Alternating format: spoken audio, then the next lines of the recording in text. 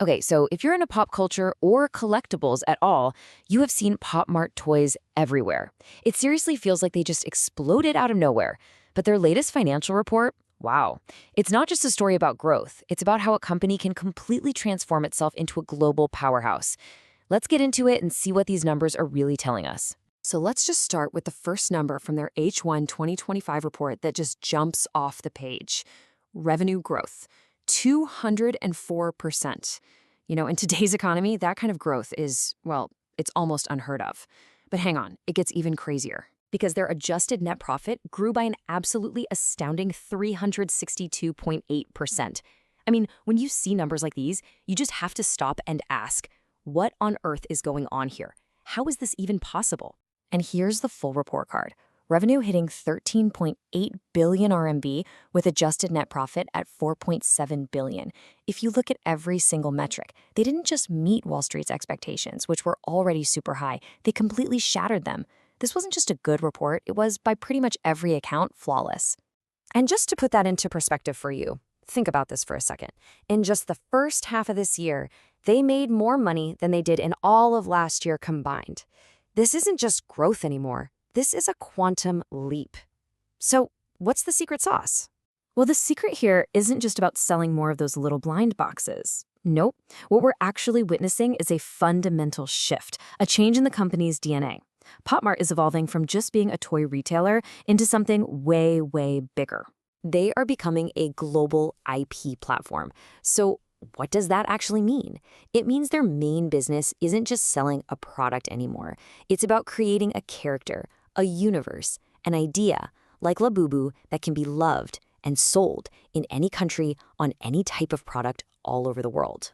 And if you need proof, just look at this chart. For the first time ever, figurines, the blind boxes that made them famous, are not their biggest seller. Plush toys, driven almost entirely by one character, now make up over 44% of their revenue.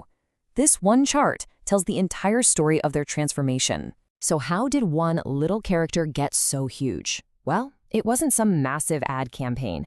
The analysis points to this one moment, a totally organic social media post from a global superstar. And this is the new playbook, right? In today's world, a single, authentic post can set off a global firestorm. And that's exactly what happened with Labubu. But this whole explosion isn't just about one character or one product. It's being driven by this incredibly powerful self-reinforcing engine that's combining product innovation with really aggressive global expansion. It's creating what you'd call a growth flywheel. And here is that engine just firing on all cylinders. I mean, just look at this overseas growth. The Americas are up almost 900%. Europe up over 600%. And these aren't just small emerging markets.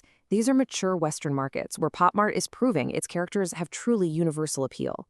And this is a historic turning point. This year, for the very first time, Pop Mart is on track to make more money internationally than it does in its home market of China. The overseas business is no longer some side project. It is the future of the entire company. So how do they keep this going? How is it sustainable? It's all about this idea of the global IP flywheel. It's this perfect, virtuous cycle. Their growing global scale attracts the world's best artists. Then, these top-tier artists create better, more popular IP, like Labubu. That hit IP generates massive profits, which Pop Mart then plows back into even more global expansion. And guess what? That attracts even more talent. It's a loop that just gets faster and stronger, and it creates this huge competitive advantage that's just incredibly difficult for anyone else to replicate. Now, to really understand how powerful this model is, let's just put them side by side with their biggest competitor in the West, Funko. And it is a tale of two completely different companies. Pop Mart is exploding with over 200% growth and a 70% gross margin. Funko, on the other hand, is actually shrinking, with revenue down almost 22% and margins that are less than half of Pop Mart's. And it really all boils down to this one simple fact. Funko pays other companies, like Marvel or Star Wars, for the right to use their characters. They're a licensee. Pop Mart is the creator. They own the entire engine that produces the IP. And that ownership, that control, it gives them a direct connection to fans and, as we just saw, much, much higher profits. It changes the whole game. Of course, whenever you see this kind of meteoric rise, there's always a debate. The success is absolutely undeniable. But the big question on everyone's mind is a simple one. Can it actually last? And the whole debate really boils down to this. On one side, you have the bulls. They see a global IP platform in its infancy, with decades of growth still ahead. But on the other side, you have the bears, and they're worried. They see a company that's become dangerously reliant on a single character, Labubu, and they're afraid it's just another temporary fad, kind of like Beanie Babies, just waiting to fade away. So let's break down what the skeptics are worried about. First, that IP concentration. Can they catch lightning in a bottle twice and create the next Labubu? Second, the expectations are just sky high. After the stock ran up over 600%, any tiny little misstep could cause a massive sell-off. And finally, there's execution risk. I mean, trying to manage this kind of hypergrowth across dozens of countries is a logistical nightmare. So you have the bull case, you have the bear case. After seeing this incredible report, how did the professional market, how did Wall Street weigh all these arguments? Well, the response was overwhelmingly positive. After the report, pretty much every major bank came out and reiterated their buy ratings and jacked up their price targets. Citi, JP Morgan, HSBC, all incredibly bullish. It is worth pointing out, though, that Goldman Sachs is a little more cautious. They're keeping a hold rating, basically arguing the company still has to prove it can create more big hits beyond just Labu. But the source analysis for this explainer is definitive. After weighing all the evidence, the risks, and that immense potential of the global IP flywheel, the final conclusion is an upgrade to buy with a price target of 398 Hong Kong dollars. Which really leaves us with this one fascinating final thought.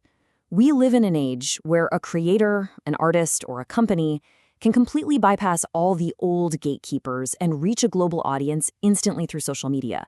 So the question is, has Pop Mart just written an entirely new playbook for how you build the next Disney, the next truly global iconic brand from the ground up?